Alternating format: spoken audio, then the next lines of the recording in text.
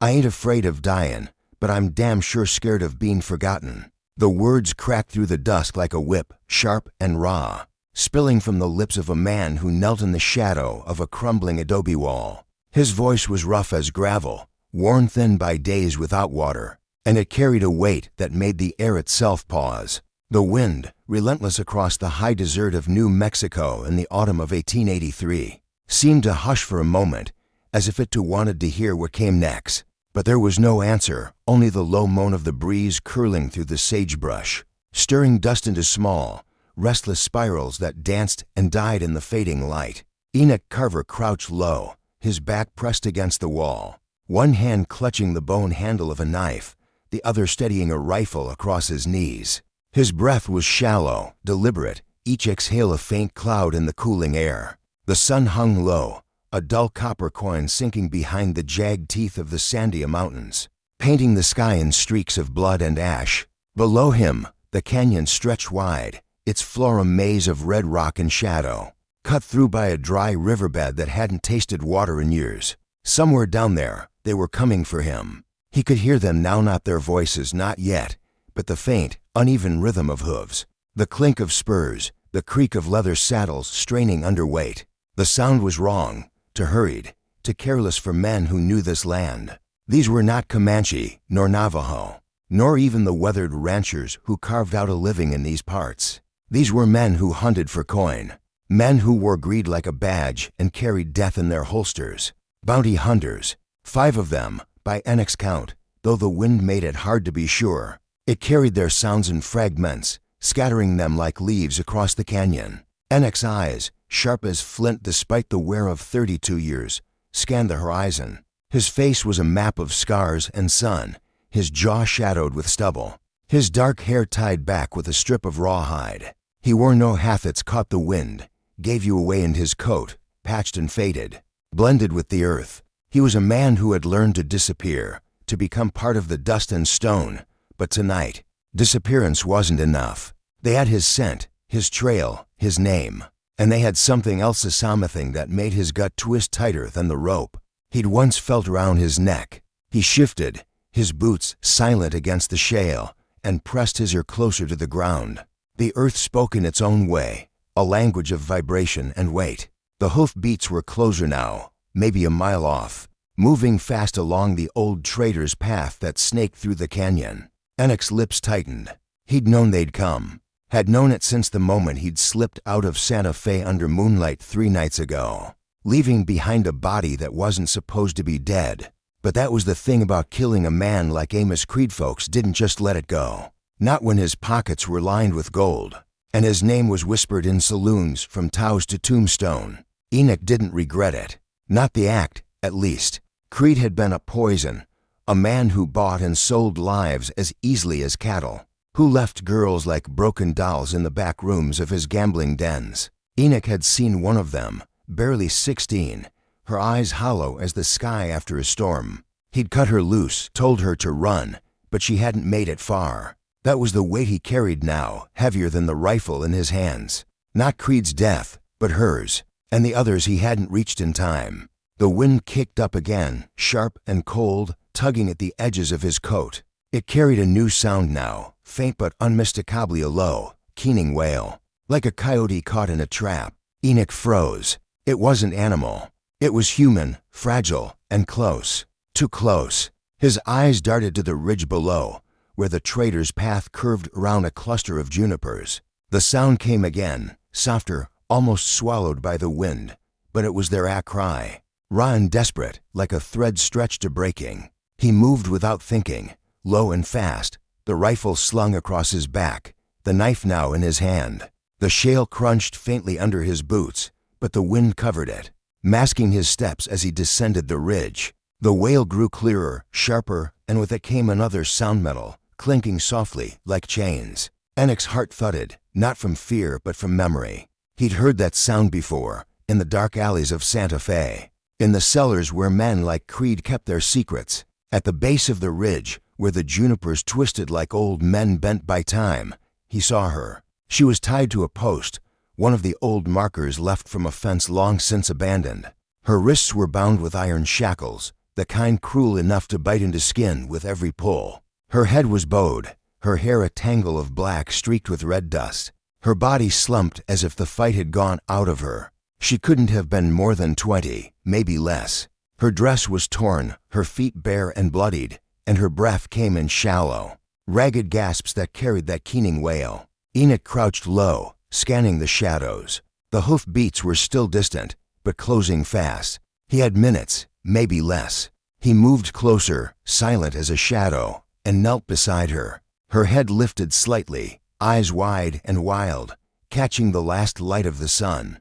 They were green, sharp as broken glass, and they held no trust, only fear. She flinched when he reached for the shackles, her body tensing like a deer ready to bolt.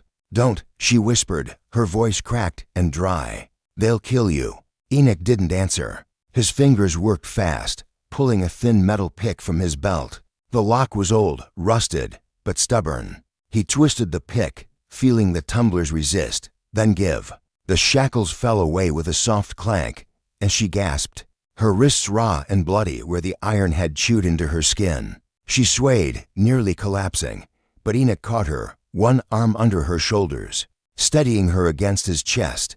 "Who are you?" she murmured, her voice barely audible over the wind. "Someone who ain't them," he said, low and steady.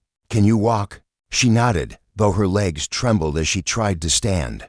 Enoch pulled her upright, his eyes scanning the canyon. The hoof beats were louder now, close enough to feel in the ground. He could see dust rising in the distance, a faint cloud against the darkening sky. No time to hide her, no time to run far. But there was a place, a narrow crevice in the canyon wall, hidden behind a curtain of mesquite. He'd found it years ago, chasing a wounded elk, and it had saved him once before. "Come on," he said, half carrying her toward the crevice. She moved with him, her steps uneven but determined, her breath hitching with pain. The wind howled, covering their tracks as they slipped through the mesquite and into the shadowed mouth of the crevice. It was tight, barely wide enough for two, but it was deep, and the walls curved inward, hiding them from view. Inside, the air was cool and still, smelling of stone and old earth. Enoch eased her down onto a ledge of rock, then crouched beside her, listening. The hoof beats stopped, replaced by voice gruff, impatient, carried on the wind. He couldn't make out the words, but he didn't need to. They were searching, spreading out, their boots crunching on the shale. Enoch's hand tightened on his knife. If they found the crevice, there'd be no talking his way out. Not with men like these. The girl's breath was steadying now, though her hands shook as she touched her wrists, wincing at the raw skin. She looked at him, her eyes searching his face in the dim light. "Why'd you do it?" she asked, her voice stronger now, but still wary. "You don't know me." Enoch met her gaze, his own eyes unreadable. "Didn't need to," he said. "I know them." She didn't reply, but her shoulders eased slightly, as if his words had loosened something inside her. Outside, the voices grew louder, closer, then faded as the men moved past the crevice, their shadows flickering briefly against the mesquite. Enoch waited, counting breaths, until the sounds retreated entirely, swallowed by the wind. They weren't gone, not yet, but they'd missed the crevice. For now. He turned back to her. "What's your name?" She hesitated, her lips parting, then closing. "Lila," she said finally, the word soft, like she wasn't sure it belonged to her anymore. "Lila Voss." "Enoch," he said, offering nothing more. He reached into his coat, pulled out a small flask of water, and handed it to her. She took it, her fingers brushing his, and drank slowly, wincing as the water touched her cracked lips. When she handed it back, her eyes lingered on him, sharper now, like she was trying to read the lines of his face the way he read the ground. "They're after you too, aren't they?" she said, not a question but a statement. Enoch nodded once. "Reckon so." "For what?" He didn't answer right away. The wind outside shifted, carrying the faint clink of spurs again, distant but persistent. "Same reason they're after you," he said finally. "I took something they think belongs to them." Her lips twitched, not quite a smile, but close. "Guess we're both thieves, then." Enoch's mouth curved slightly, the barest hint of amusement. "Guess so." They sat in silence for a while, the crevice shielding them from the wind and the world beyond. Lila's breathing slowed, her body relaxing against the stone, though her eyes stayed sharp, watching the sliver of sky visible through the mesquite. Enoch listened, his ears tuned to every sound: rustle of leaves, the faint scrape of boots, the low hum of the wind as it curled through the canyon. The hunters were still out there, circling, but they hadn't found the trail yet. He knew they would, eventually. Men like that didn't give up easy, not when there was blood and money on the line. Lila shifted, her voice barely above a whisper. "They'll kill you if they find us." "They'll try," Enoch said, his tone flat but certain. He glanced at her, saw the way her hands clenched, the way her eyes flickered with something that wasn't just fear, anger, maybe, or something deeper. Something that had kept her alive through whatever hell she'd come from. "What did you take?" she asked, her voice steady now, like she was testing him. Enoch's jaw tightened. He didn't look at her, just stared out at the shadowed mesquite. "A life," he said. "One they valued more than yours." She didn't flinch, didn't look away. "Was it worth it?" He turned to her then, his eyes dark and steady. "Was yours?" Lila's breath caught, but she didn't answer. She didn't need to. The silence between them was enough, heavy with the weight of things neither of them wanted to name. Outside, the wind picked up again, carrying the faint sound of a horse's whinny, sharp and sudden. Enoch's hand moved to his rifle, his body tensing. They were close again, too close. "Stay here," he said, rising to a crouch. "Don't move, don't make a sound." Lila grabbed his wrist, her grip surprisingly strong. "You don't have to do this," she said, her voice low but fierce. "You don't owe me anything." Enoch looked down at her hand, then at her face. Her eyes were bright, not with tears, but with something stubborn, something that refused to break. He pulled his wrist free, but gently. "Ain't about owing," he said. "It's about what's right." He slipped out of the crevice, moving like a shadow across the rocks. The wind was his ally now, masking his steps, scattering his scent. He climbed the ridge again, keeping low, his rifle ready. The hunters were below, 5 of them, just as he'd thought. They'd dismounted, their horses tied to a juniper, and they were spreading out, searching the ground for tracks. One of them, a broad man with a scar across his cheek, held a lantern, its light cutting through the dusk like a blade. Enoch watched, his breath slow, his mind sharp. They were good, better than most, but they didn't know this land like he did.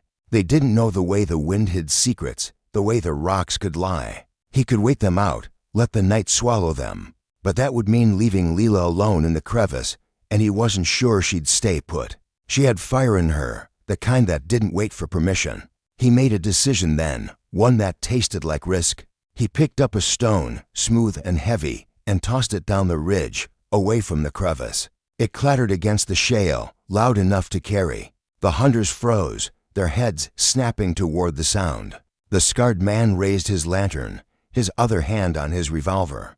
"Over there," he barked, and they moved, quick and coordinated, like wolves scenting blood. Enoch waited, counting seconds, until they were far enough from the crevice. Then he slipped back down, silent as the wind itself, and returned to Lila. She was still there, her back against the stone, her eyes wide but steady. "They're gone," she whispered. "For now," he said. "But they'll be back. We need to move." She nodded, rising without complaint, though her body trembled with the effort. Enoch took her arm, steadying her, and led her deeper into the crevice, where it widened into a narrow passage that cut through the canyon wall. He'd used it before, years ago, when he'd been the hunted instead of the hunter. It would take them to a dry wash on the other side, a place where the wind erased tracks as fast as they were made. They moved in silence, the only sounds their breathing, and the soft scrape of their boots against stone. The passage was dark, the walls closed, but Enoch knew every turn, every dip. Lila followed, her hand brushing his arm for balance, her trust unspoken but present. When they emerged into the wash, the sky was fully dark, the stars sharp as knife points. The wind was quieter here, a low hum that carried no voices, no hoof beats. Enoch stopped, listening. The hunters were still out there, somewhere, but the wash was a maze, and the wind was their shield. He turned to Lila, her face pale in the starlight, her eyes searching his. "Where now?" she asked. He pointed west, toward the faint outline of a mesa rising against the horizon. "There's a place," he said, Old Navajo camp, abandoned now. We can rest there, figure out what's next. She nodded, but her eyes held a question she didn't ask. Enoch didn't offer an answer. There'd be time for that later, if they made it through the night. For now, it was enough to move, to keep the wind at their backs, and the hunters at a distance.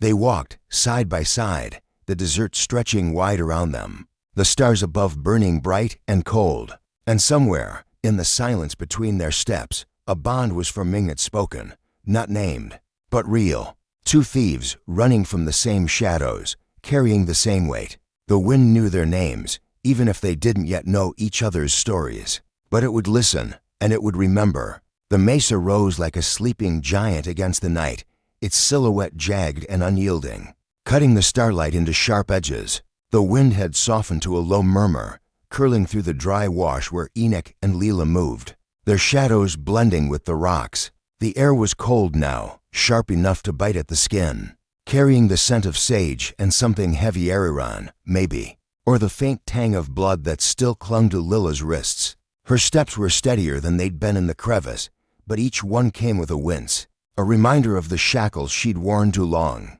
Enoch walked beside her, his rifle slung low, his eyes scanning the darkness, listening to the wind for any sound that didn't belong. They'd been moving for hours, the wash twisting deeper into the desert, its walls rising higher until the sky was just a ribbon above them. The abandoned Navajo camp Enoch had spoken of lay at the base of the mesa, hidden in a fold of the earth where the wind couldn't reach. He'd found it years ago, tracking a horse thief who'd thought the desert would hide him better than it did. The camp was little more than a scattering of crumbled hogans, their mud walls cracked and half swallowed by sand, but it had a spring, small and bitter, and a cave that burrowed into the mesa's base, deep enough to keep secrets. Enoch slowed as the wash opened into a flat clearing, the mesa looming above them. The air was still here, unnaturally so, as if the land itself was holding its breath. He raised a hand, signaling Lila to stop, and crouched low,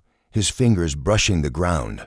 The dirt was soft, too soft, disturbed by something heavier than wind. Tracks, fresh ones, not more than a day old. Not hooves, but boots small, narrow, like a child's or a woman's. His jaw tightened. Someone had been here, and not long ago. Lila crouched beside him, her breath quick but quiet. "What is it?" she whispered, her eyes following his to the ground. "Someone passed through," Enoch said, his voice low, barely louder than the faint hum of the night. "Not our hunters. Someone else."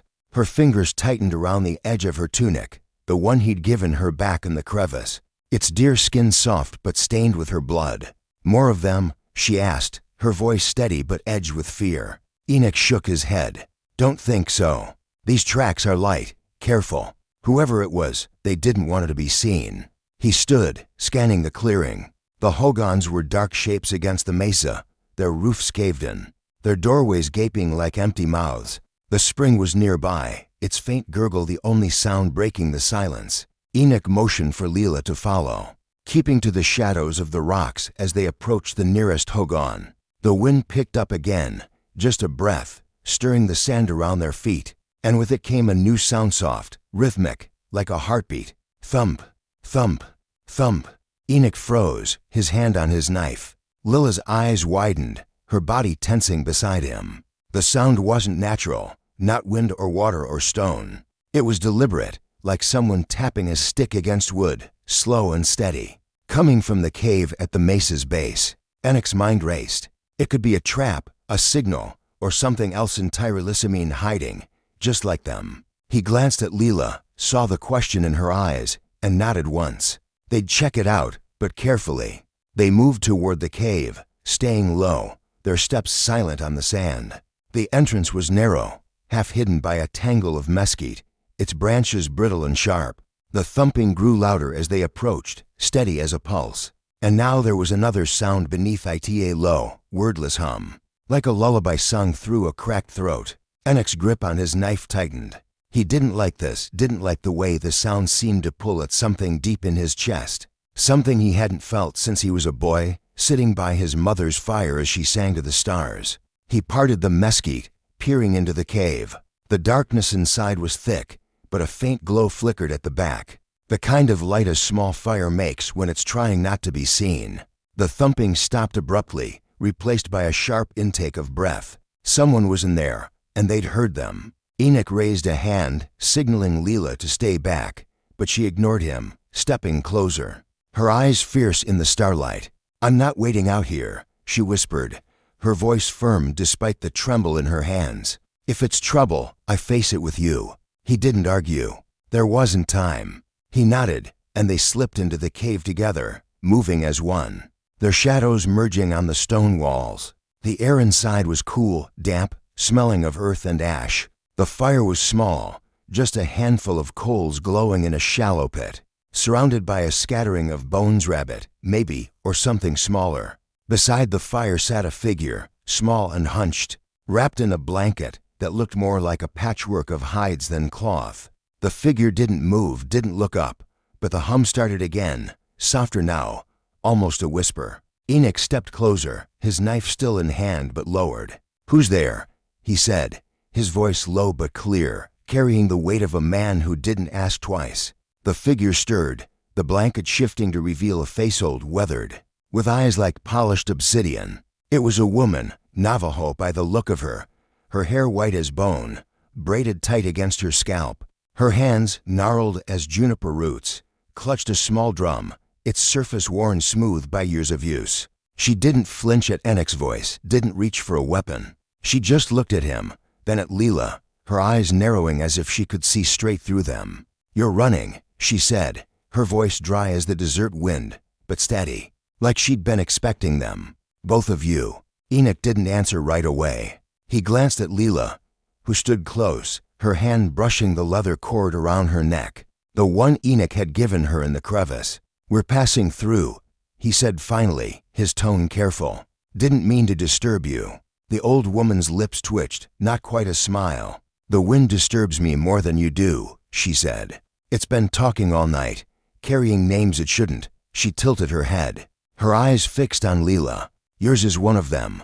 Lila's breath caught, her fingers tightening around the cord. "You don't know my name," she said, but her voice wavered, like she wasn't sure. The woman didn't answer, just tapped the drum once, a single, sharp thump that echoed in the cave. "Sit," she said, gesturing to the ground beside the fire. "You're not safe yet." Enoch hesitated, his instinct screaming to keep moving, to put distance between them and the hunters. But something in the woman's voice, in the way her eyes held no fear, made him pause. He nodded to Lila, and they sat, the fire's warmth a small comfort against the cold stone. The woman didn't speak right away. She reached into a pouch at her side, pulled out a handful of dried herbs, and tossed them onto the coals. The air filled with a sharp, sweet scent, like sage and something older, something that made Enoch's chest tighten. "They're close," the woman said, her eyes on the fire, not on them. "The men who hunt you. They don't know this place, but they know the wind. It'll betray you if you're not careful." Enoch's jaw tightened. "How do you know who's after us?" The woman's eyes flicked to him, sharp and knowing. "The wind carries more than dust," she said. "It carries greed, anger, blood. I heard it when they passed through yesterday, looking for a girl with green eyes and a man with a scar on his soul." Lila stiffened, her hands clenching in her lap. "They were here?" she asked, her voice low, almost a hiss. The woman nodded. "They didn't stay. This place doesn't welcome their kind. But they'll be back. They always come back." Enoch leaned forward, his voice hard. "Who are you?" The woman's lips curved, this time a real smile, though it held no warmth. "Call me Tsichai," she said, the Navajo word rolling off her tongue like a river over stone. "It means rock dog. My mother gave me that name because I never run, no matter who comes." Enoch studied her, his mind racing. She wasn't just an old woman hiding in a cave. There was a weight to her, a stillness that felt like the mesa itself, like she'd been here as long as the rocks. He didn't trust her, not yet, but he trusted the way she didn't flinch, the way her hands moved with purpose, like she'd seen worse things than bounty hunters and lived to tell about it. "What do you want?" he asked. Tsichai tapped the drum again, a slow, steady rhythm that seemed to pull the air tighter around them. "To help you," she said. "Not because you're good, but because they're worse." Lila's eyes narrowed. Why should we trust you?" The old woman's gaze softened, just for a moment, as she looked at Lila. "Because I was tied to a post once," she said, her voice dropping to a whisper, "and no one came for me." The words hung in the air, heavy as stone. Lila's breath hitched, her hand moving to her wrist, where the shackle marks still burned red against her skin. Enoch saw the shift in her eyes, the way fear gave way to something else, recognition, maybe, or understanding. He didn't ask questions. He didn't need to. The cave, the fire, the old woman's drum, they all spoke of a truth that didn't need words. Sichai leaned forward, her hands still on the drum. "There's a path through the mesa," she said. "Old, hidden, used by my people before the white man came. It'll take you north, to the river. They won't follow you there, not if you move tonight." Enoch's eyes narrowed. "Why tonight?" "Because the wind is restless," she said. "It'll cover your tracks, but only until dawn. After that, they'll find this place. And me." Lila's voice was sharp. "You're staying?" Sichai's smile was grim. "This is my home. I don't run." Enoch didn't like it, didn't like leaving her behind. But he knew better than to argue with someone who'd made up their mind. He stood, offering a hand to Lila. She took it, her grip firm, and rose beside him. "Thank you," she said to the old woman, her voice soft but steady. Sichai nodded, then reached into her pouch again. She pulled out a small stone, smooth and black, with a faint spiral carved into its surface. She pressed it into Lila's hand. "For the wind," she said. "It remembers those who carry its mark." Lila closed her fingers around the stone, her eyes locked on the old woman's. Enoch watched, something stirring in his chest, a memory, maybe, of his mother's hands carving symbols into wood, whispering to the stars. He pushed it down, focused on the now. "Show us the path," he said. Sichai rose, moving with a grace that belied her age, and led them to the back of the cave. The firelight didn't reach here, but she didn't need it. She pressed her hand against the stone wall, and a narrow crack appeared, barely wide enough for a person to slip through. "Follow it north," she said. "Don't stop until you hear the river." Enoch nodded, memorizing the path in his mind. He turned to Lila, who was still clutching the stone, her eyes bright with something he couldn't name. "Ready?" he asked. She nodded, her jaw set. "Let's go." They slipped through the crack, the stone cold against their skin, the air thick with the smell of earth and time. The passage was narrow, twisting, but Sichai had spoken true. It led upward, toward the heart of the mesa. Enoch went first, his knife ready, his ears tuned to every sound. Lila followed close, her breath steady now, her steps sure despite the pain he knew she carried. Behind them, the old woman's drum started again, a slow, steady thump that echoed through the stone. It wasn't a farewell, not exactly, but a reminder, a rhythm that said the wind was still listening, still watching. Enoch didn't look back. He kept moving, leading Lila through the dark, toward the river, toward whatever waited beyond. The passage opened into a high plateau, the mesa's top flat and wide, exposed to the sky. The stars were brighter here, sharp as glass, and the wind was alive, curling around them like a living thing. Enoch scanned the horizon, saw no dust, no lanterns, no sign of the hunters, but he knew they weren't far. Men like that didn't give up, not when there was blood money to be had. Lila stood beside him, her hair whipping in the wind, her hands still closed around the stone. "What now?" she asked, her voice steady but tired. "We keep moving," Enoch said. "River's not far. We reach it, we can lose them for good." She nodded, but her eyes lingered on the plateau, on the vast, empty stretch of desert beyond. "And then?" she asked, softer now, like she was afraid of the answer. Enoch didn't have one, not yet. He looked at her, saw the fire in her eyes, the same fire that had kept her alive through shackles and pain, and men who thought they owned her.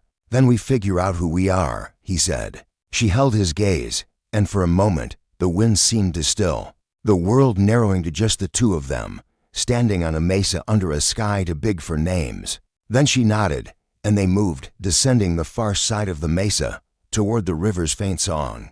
But the wind wasn't done with them yet. As they reached the base, where the sand gave way to scrub and stone, a new sound cut through the night, a sharp, guttural shout, followed by the crack of a rifle. Enoch dropped to the ground, pulling Lila with him, his heart pounding. The hunters had found them, or close enough. The shot had come from the east, where the wash met the mesa's edge. They were circling back, faster than he'd thought. "Stay low," he hissed, his hand on her arm. Lila nodded, her body tense but ready, her eyes scanning the darkness. Enoch crawled forward, keeping to the shadows of the rocks, his rifle raised. He could see them now, 3 figures on horseback, their lanterns casting jagged pools of light. The scarred man was among them, his voice carrying over the wind, barking orders.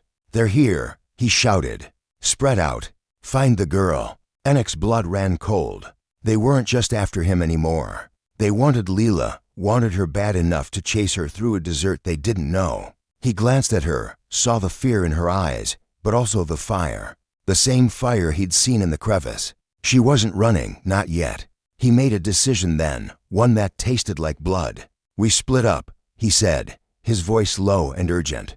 "You head for the river, follow the path Sichai gave us. I'll draw them off." Lila's eyes widened. "No," she said, her voice fierce. "I'm not leaving you."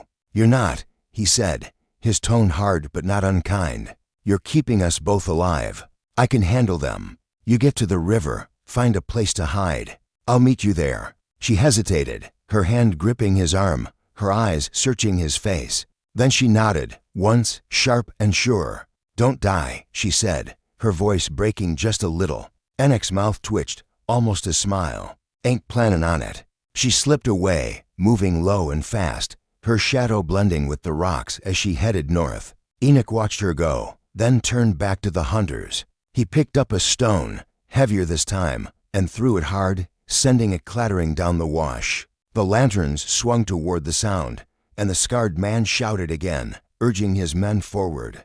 Enoch moved in the opposite direction, keeping to the shadows, his rifle ready. He didn't want to kill them, not if he could avoid it, but he would if it came to that. He'd killed before, and the weight of it still sat heavy on his soul. But for Lila, for the girl who'd looked at him with eyes like broken glass, he'd carry that weight again. The wind rose, sharp and cold, carrying the sound of hooves and voices. Enoch slipped behind a boulder, his breath slow, his mind clear. The hunters were close now, too close, their lanterns casting light across the wash. He could see the scarred man's face, hard and twisted with greed, his revolver drawn. Enoch waited, counting breaths, until the man was almost on him. Then he moved, fast and silent, his knife flashing in the starlight. The blade caught the man's arm, not deep, but enough to make him drop the revolver with a curse. Enoch didn't wait for him to recover. He tackled him, driving him to the ground, his knee on the man's chest, his knife at his throat. "Where's the girl?" The man spat, his voice thick with pain. "Gone," Enoch said, his voice low and cold. "And you ain't findin' her." The man laughed, a harsh, ugly sound. "You think this ends with you? They'll keep combin' Carver. You took something that ain't yours." Enoch's grip tightened, the blade pressing closer. "She ain't property," he said, his voice like stone. "And neither am I." He didn't kill the man, though part of him wanted to. Instead, he slammed the hilt of his knife against the man's temple, knocking him out cold. The other hunters were shouting now, their lanterns swinging wildly as they closed in. Enoch rolled off the man, grabbed the revolver, and fired a single shot into the air. The sound echoed, sharp and loud, scattering the horses and sending the men diving for cover. He didn't wait to see what they'd do next. He ran, low and fast, toward the river, the wind at his back, carrying his scent away from the hunters. The night swallowed him, the stars his only witness. Somewhere ahead, Lila was waiting, her stone in her hand, her name on the wind. And for the first time in years, Enoch felt something stir inside him, not hope, not yet, but something close, something that tasted like freedom. The river sang softly in the dark, its voice a low, steady murmur that cut through the silence of the desert night. It wasn't a wide river, nor a deep one, but it moved with purpose, carving a silver path through the sand and stone, reflecting the stars like a mirror of the sky. Lila crouched at its edge, her breath shallow, her hands gripping the smooth black stone Sicha I had given her. The wind was quieter here, a gentle hum that stirred the reeds along the bank, but it carried no comfort. Not yet. She listened for hoof beats, for shouts, for the crack of a rifle. But there was only the river and the weight of waiting. Her wrists still ached, the raw skin stinging where the shackles had bitten deep. But the pain was a distant thing now, overshadowed by the fire in her chest. Enoch was out there, somewhere, leading the hunters away, risking his life for hers. She'd told him not to die, half joking, half pleading, but the words felt heavier now, like stones sinking into the river's current. She didn't know him, not relit his past, not his reasons, but she knew the way his eyes held steady when he looked at her, the way his hands moved with quiet certainty, like he'd carried worse burdens than her and never faltered. Lila shifted, her bare feet sinking into the cool mud of the bank. The tunic Enoch had given her hung loose, its deer skin soft against her skin, but it couldn't shield her from the cold that crept into her bones. She scanned the darkness, her eyes sharp despite the exhaustion pulling at her. The river stretched north, toward a bend where the reeds grew thick, hiding a narrow path. Sicha I had described a path that led to a forgotten trading post, abandoned years ago when the railroad changed the routes. It was a place to hide, to rest, maybe to disappear. But Lila wasn't sure she wanted to disappear anymore. Not without Enoch. A sound broke her thoughts, a sharp crack, like a branch snapping underfoot. She froze, her hand tightening around the stone, her body low against the bank. The wind shifted, carrying the faint clink of spurs, the low mutter of voices. Her heart thudded, loud enough to drown the river's song. They'd found her trail, or close enough. The hunters were here, and Enoch hadn't stopped them. She moved, fast and silent, slipping into the reeds, their sharp edges brushing her arms like whispers. The water was cold against her legs as she waded deeper, keeping low, her breath held tight. The voices grew clearer now, rough and impatient, carried on the wind like ash. "She's close," one said, his tone sharp with greed. "Tracks lead to the river." Lila's mind raced. She could run, follow the path to the trading post, lose them in the dark. But that would mean leaving Enoch behind, and something in her something stubborn, something Nur refused to let go. She crouched lower, the water lapping at her knees, and peered through the reeds. 3 figures moved along the bank, their lanterns casting jagged pools of light. The scarred man wasn't among them, but she recognized Anialine. Weary man with a mustache that curled like a snake, his revolver drawn, his eyes scanning the water. "She ain't far," the weary man said, his voice low but clear. "Carver's bleedin'. Won't last long." Lila's breath caught, her fingers digging into the mud. Enoch was hurt. The words hit her like a blow, sharp and heavy, but they didn't break her. They lit something instead, a spark that burned hotter than fear. She didn't know how to fight, not like Enoch, but she knew how to hide, how to move unseen. She'd done it before, slipping through alleys and shadows, escaping men who thought they owned her. She could do it again. She eased back, moving deeper into the reeds, her movements slow to avoid ripples. The river was shallow here, barely to her thighs, but it was enough to mask her scent, to blur her tracks. She clutched the stone tighter, its spiral carving pressing into her palm, and whispered a word she didn't fully understand. Yaka. It wasn't her name, not yet, but it felt like a promise, like the wind itself might hear her. The hunters spread out, their lanterns swinging, their boots crunching on the bank. Lila waited, her body still, her eyes locked on the weary man. He was closest, his lantern held high, its light glinting off the water. She could see the greed in his face, the way his lips twitched as if he could already taste the coin. She hated him, not just for what he was, but for what he represented. Every man who'd ever looked at her like she was something to be bought, broken, discarded. She moved then, not toward the path, but toward him. It was a risk, a reckless one, but she wasn't running anymore. She slipped through the reeds, silent as a shadow, until she was close enough to smell the tobacco on his breath. Her hand found a rock in the riverbed, smooth and heavy, and she gripped it tight. The weary man paused, his lantern dipping as he peered into the reeds, his revolver raised. "Come out, girl," he called, his voice mocking. "Ain't no use hidin'." Lila didn't answer. She waited, counting his breaths until he turned slightly, his lantern swinging away. Then she struck, fast and hard, the rock cracking against his temple. He staggered, a grunt escaping his lips, and fell to his knees, the lantern dropping into the water with a hiss. Lila didn't wait to see if he'd get up. She grabbed his revolver, heavy and cold in her hands, and ran, splashing through the shallows, toward the bend in the river. Shouts erupted behind her, the other hunters closing in. But the reeds and the dark were her allies now. She moved fast, her heart pounding, the revolver a foreign weight in her hand. She didn't know how to use it, not really, but it was something. A piece of power she'd never had before. The path Sicha I had described was close, a narrow trail hidden by willows, leading to the trading post.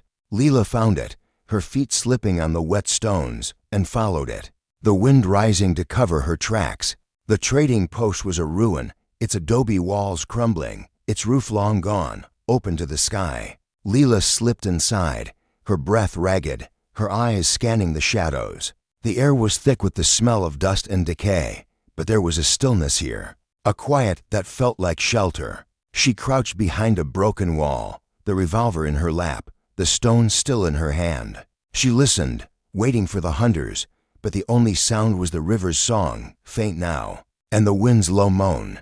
Minutes passed, then hours, or so it seemed. The stars shifted overhead, the night growing colder. Lila's body ached, her wrists throbbing, but she didn't move. She thought of Enoch, of his blood on the ground, of the way he'd looked at her when he told her to run. "Don't die," she'd said, and now those words felt like a prayer, one she didn't know how to finish.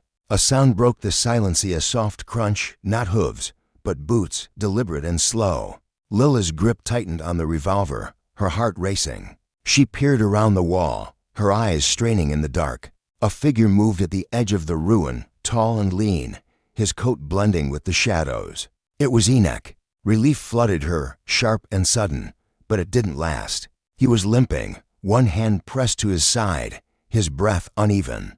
Blood stained his shirt, dark and wet, glinting in the starlight. Lila stood, forgetting caution, and ran to him, catching him as he swayed. "You're hurt," she said, her voice breaking. "Ain't dead yet," he said, his voice rough but steady, a faint smile tugging at his lips. He leaned against her, his weight heavy but not crushing, and she helped him to the ground. Behind the wall, his hand was cold, his face pale, but his eyes were still sharp, still alive. "What happened?" she asked, her hands shaking as she tore a strip from her tunic, pressing it to the wound in his side. It was deep, a knife cut, not a bullet, but it was bad enough. "Got the scarred one," Enoch said, his voice low, almost a growl. "Others scattered, but they'll regroup. They always do." Lila's jaw tightened. "I got one too," she said, holding up the revolver. "Didn't kill him, but he's down." Enoch's eyes widened, just for a moment, then softened with something like pride. "You're full of surprises, Lila Voss." She didn't smile, not yet. She tied the cloth around his wound, her hands steady despite the fear clawing at her chest. "We need to move," she said. "They'll find this place." Enoch nodded, his breath hitching as he stood, leaning on her for support. "Trading post ain't safe for long," he said. "There's a canyon north of here, narrow, hard to find. We can hold out there till dawn." They moved together, slower now, Enoch's arm around her shoulders, her strength holding him up. The wind was their guide, whispering through the willows, masking their steps as they followed the river's bend. The canyon was close, its entrance hidden by a tumble of boulders, its walls high and steep, like a fortress carved by time. They slipped inside, the air cool and still, the stars a faint glow above. Enoch sank to the ground, his back against a rock, his breath shallow. Lila knelt beside him, her hands checking the cloth, now soaked with blood. "You need a doctor," she said, her voice tight. "Ain't no doctors out here," he said, his eyes half closed. "Just you." She swallowed hard, her fingers brushing the stone in her pocket. "Why'd you do it?" she asked, her voice barely above a whisper. "Why'd you risk everything for me?" Enoch looked at her, his eyes dark and steady, even through the pain. "Because I know what it's like," he said. "To be owned, to be hunted. I couldn't save her, but I could save you." "Her?" Lila asked, her heart pounding. Enoch's jaw tightened, his gaze dropping to the ground. "My sister," he said, the words heavy, like stones dropped into still water. "Creed took her, years ago. I was too late. Always too late. Lila's breath caught, her hand reaching for his, not to comfort, but to share the weight. I'm sorry, she said, and meant it. He shook his head, his eyes meeting hers again. You ain't her, he said, but you're alive. That's enough. They sat in silence, the wind outside the canyon a soft, mournful song. Lila's hand stayed on his, her fingers warm against his cold skin. She didn't know what to say, didn't know how to carry the truth he'd given her. But she knew one thing: she wasn't running anymore. Not from him, not from the hunters, not from herself. The first light of dawn touched the canyon's edge, painting the rocks in shades of gold and gray. The wind shifted, carrying a new sound, hooves, distant, but closing fast. Lila's heart thudded, but she didn't flinch. She stood, the revolver in one hand, the stone in the other, and looked at Enoch. They're coming, she said. He nodded, struggling to his feet, his rifle in his hands. Then we face him, he said, his voice steady despite the pain. Together. Lila's lips curved, not quite a smile, but close. Together, she echoed. They moved to the canyon's mouth, where the boulders formed a natural barricade. The hunters were close now, their voices sharp, their lanterns flickering like fireflies in the dawn. Lila counted 4, maybe 5, their figures blurred by the dust they kicked up. The scarred man was among them, his arm bandaged, but his revolver drawn, his face twisted with rage. Enoch raised his rifle, his hands steady despite the blood staining his side. Lila gripped the revolver, her heart pounding but her mind clear. She didn't know if they'd live through this, didn't know if the wind would carry their names or bury them in the sand. But she knew one thing: she wasn't alone anymore, and neither was he. The first shot rang out, sharp and loud, splitting the dawn. Enoch fired back, his bullet finding its mark, one hunter falling with a cry. Lila aimed, her hands shaking, but her will iron, and pulled the trigger. The recoil jolted her, but the shot was true, another hunter dropping, clutching his leg. The scarred man shouted, his voice a snarl, and charged, his revolver blazing. Enoch pushed Lila behind a boulder, taking a bullet in his shoulder. His grunt of pain sharp but brief. He fired again, and the scarred man stumbled, blood blooming on his chest. The remaining hunters hesitated, their courage faltering as the wind rose, howling through the canyon like a warning. They turned, fleeing into the dawn, their lanterns fading into the dust. Enoch sank to his knees, his rifle slipping from his hands. Lila caught him, her arms around him, her voice fierce. Stay with me, she said, tears burning her eyes. You promised. He looked at her, his eyes soft, almost peaceful. Ain't breaking it, he said, his voice faint but sure. She held him, the wind curling around them, carrying the scent of blood and sage. The river sang in the distance, its voice steady, unbroken. Lila pressed the stone to her chest, its spiral warm against her skin, and whispered a name. Yaka. It wasn't just hers anymore. It was theirs. The dawn broke fully, the sky a blaze of gold and blue. The hunters were gone, their tracks swallowed by the wind. Enoch's breath was shallow, but it was there, a rhythm that matched the river's song. Lila sat beside him, her hand in his, the canyon their shelter, the wind their witness. They'd fought, they'd bled, they'd survived, and in the silence that followed, Lila knew the truth not just of her name, but of the man who'd given it to her. They weren't just thieves anymore. They were something more, something the wind would remember, long after the dust settled and the stars faded.